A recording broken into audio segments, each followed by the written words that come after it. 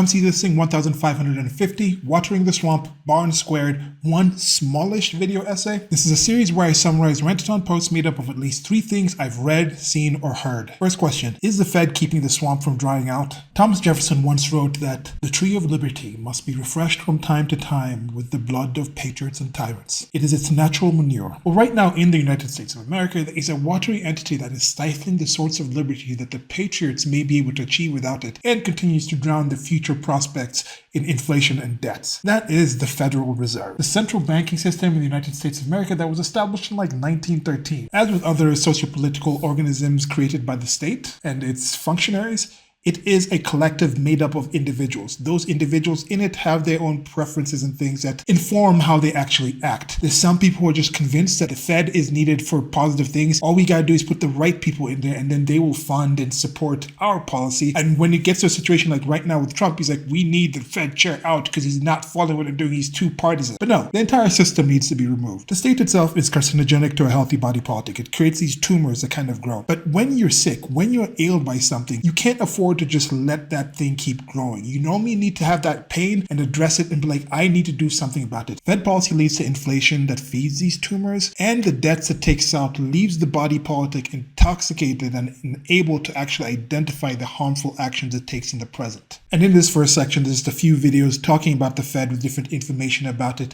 so people can be more informed. And that leads us to the next one. Is Barnes the best at barnstorming recent political theater? A double shot of Robert Barnes in this section. He's on with the Duran in the second video, but the first video he's on his regular Sunday with Barnes show. He's got Viva Frey on there, Richard Barris from People's Pundit, and of course the man himself. Donald Trump tapped into the energy people like Barnes is a good representative of had. He did not create that energy. Those very people are the ones who will openly welcome immigrants like Viva Frey, who come to the USA with a desire and intention to get to know the different things that make America what it is, rather than demand America change to fit their own preferences. Trump was welcomed because he did the same thing in trying to get to know those people rather than change them. Richard Barris managed to be successful at his polling with the People's Pundit because he identified who was not being served by the current systems and reached out to them and tried to get others to hear what these people have been saying. Trump benefited from hearing them, and he could still lose out if he stops listening. And this is something that maybe people living in America might not be able to see so much. With Trump himself, he has a lot of other concerns. He has